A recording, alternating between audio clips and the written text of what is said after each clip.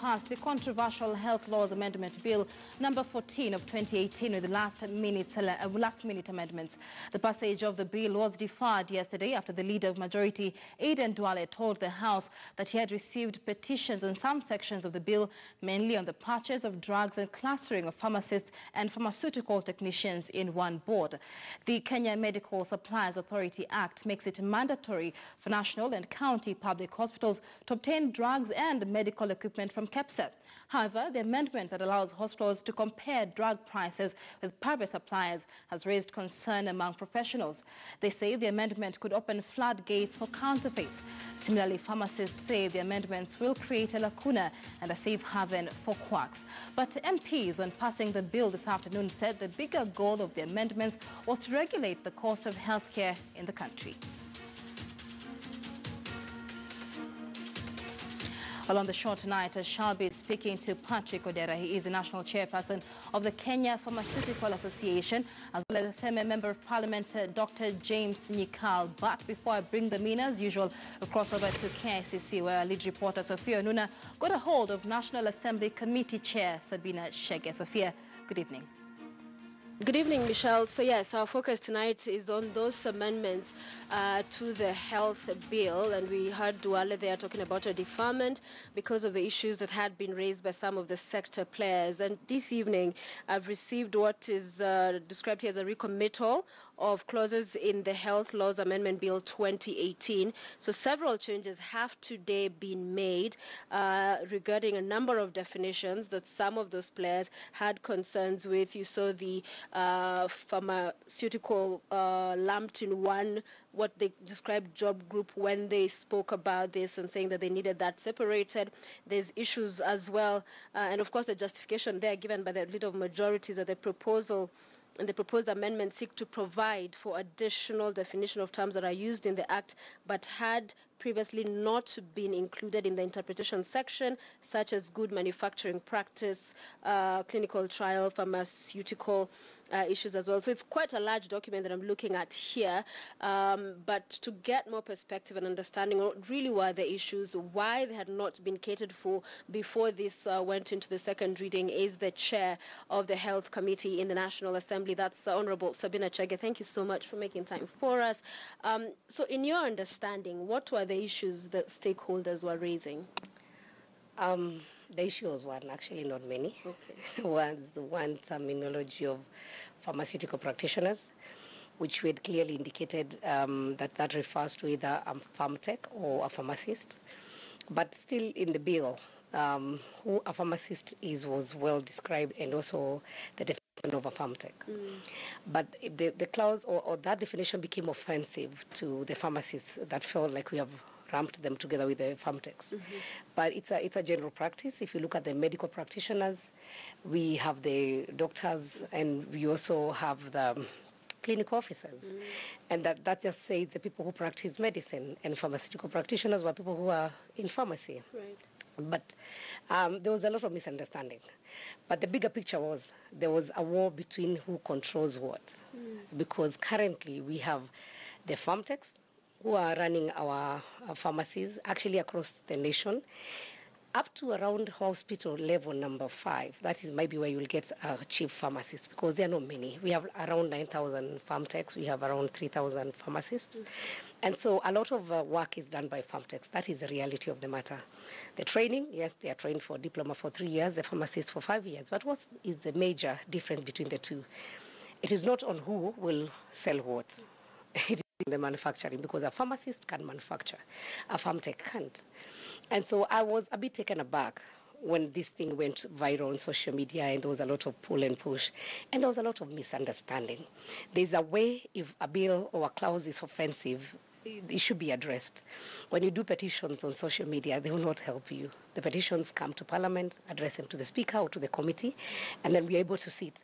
And also what took me aback is the time, because we did the amendments some time back, like 3 months ago. We tabled the recommendations in the House. It took 2 months before we even went to the second reading and again then to the Committee of the Whole House. It was discussed. But somehow, somewhere, somebody went and said, your job is being taken. Which job? of wholesale. Because what we did, that terminology where you can see in the paper there are many amendments, but the amendment was only deleting the term pharmaceutical practitioners. Okay. Because there was one clause that now was giving licenses for wholesale to pharmaceutical practitioners. So that then gave an advantage to Farmtex also to do wholesale. And that's where you had Honorable Gladwell, who is a Farmtech, saying the wholesale is just distribution of drugs to now the distribution of drugs to the retailers.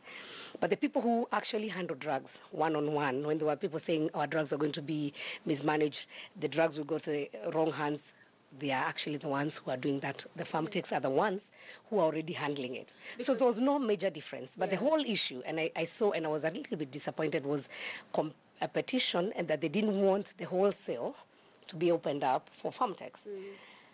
But my question is, why should you train as a pharmacist? As a nation, we are struggling with the cost of drugs in this nation. Even we have very few drugs that are being manufactured here in Kenya. And I would rather have wished the pharmacists to come with a solution to us and say, hey, look here, we are not manufacturing because of 1, 2, 3, and we need the government to help us either on waiver or solutions for manufacturing, because that is where really specialization comes in. Yeah. But we have seen, and it's not only with them, there was a lot of fight because this was an omnibus amendment. It had 13 statutes that we were amending.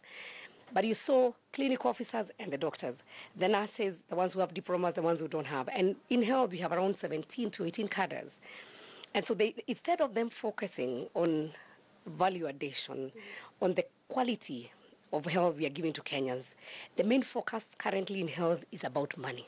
So let me then ask you this, because there's a concern around, and they were raising it as well, that lawmakers, some of them, will take advantage of the position they have in legislation to be able to change laws to allow for cartels and those especially who have interests in pharmaceutical areas, to allow for them to thrive and lock out other individuals. What do you say to that?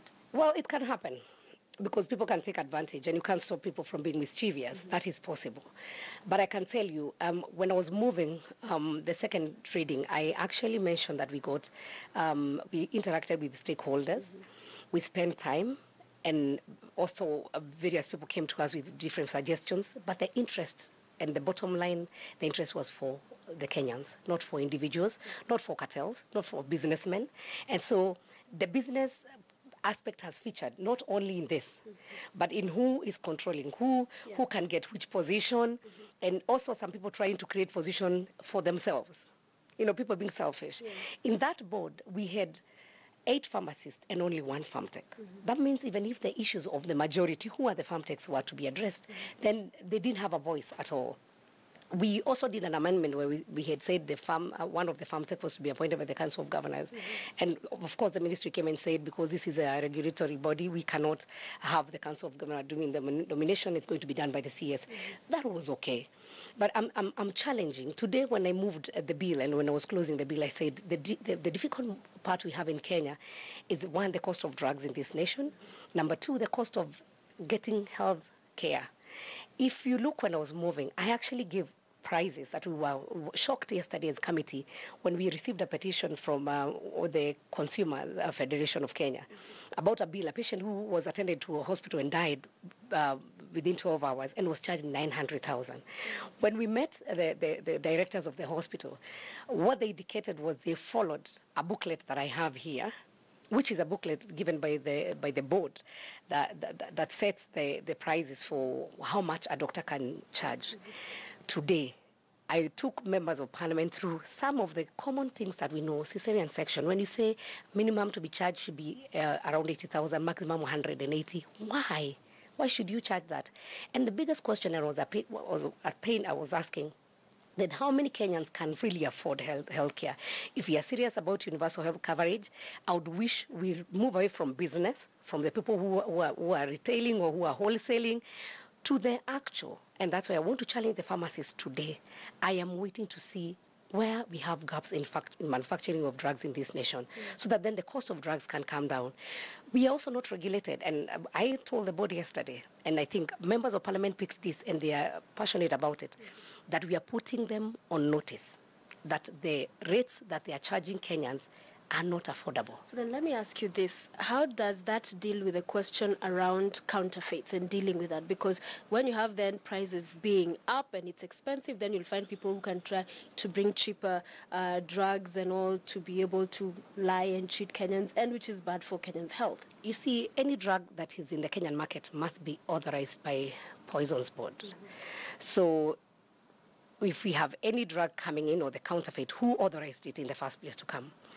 And why I'm saying it was actually a learning experience for me.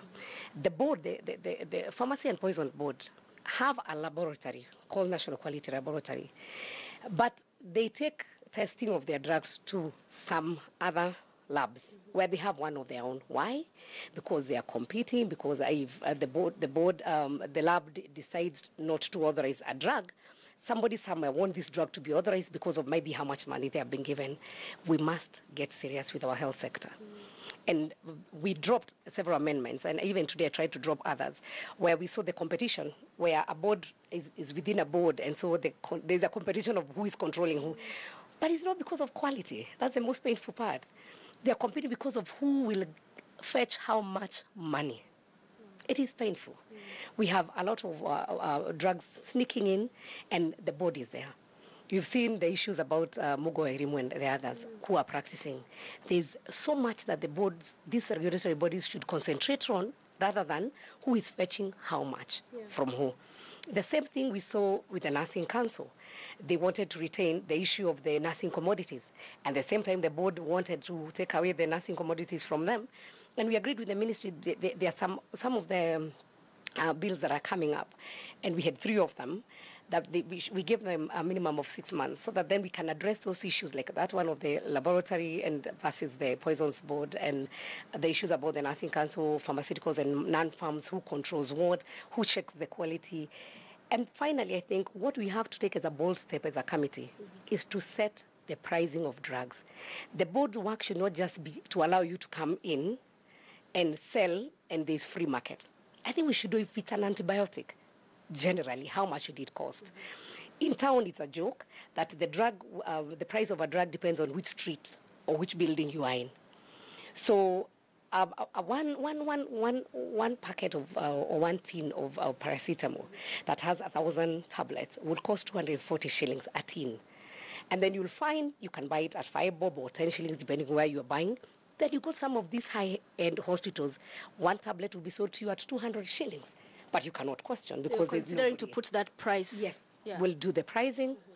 And at the same time, we are going to review this booklet on the professional fee guidelines for medical and dental practitioners. Right. I want even the journalists to go through it. It is exploitation to Kenyans. Then we cannot be able to afford healthcare. Maybe I can just give you a glimpse of something here that I read and people thought it was funny in Parliament. Yes. When witnessing a postmortem, it has been set a price of minimum 24,000 Kenya shillings, maximum of 60,000 Kenya shillings. Let me take you near home, where we have the minor surgeries. And when you go to pediatric circumcision, and you know this happens to the young boys, it is carved at 25,000 minimum and 30,000 maximum. Yeah. For adult, 20,000 minimum, 40,000 maximum. You go to the issues of women, because I want to mention things that are very close to our hearts. Yeah. The issue of cesarean section, it has been set at 96,000 minimum, 180,000 maximum. And the first question we even asked the board, why do you want to set a minimum? Why do you want to set a minimum? And how many Kenyans would afford? We looked at even simple procedures. Let me look at another one. Yeah. Manual removal of retained placenta. And this would affect any woman in Kenya. The minimum charge is 36,000, maximum 60,000. So there's a lot of loopholes and gaps there. There are many. So when is this likely to happen? How fast can this? We already started the conversation. The petition came. We're going to do a report to Parliament.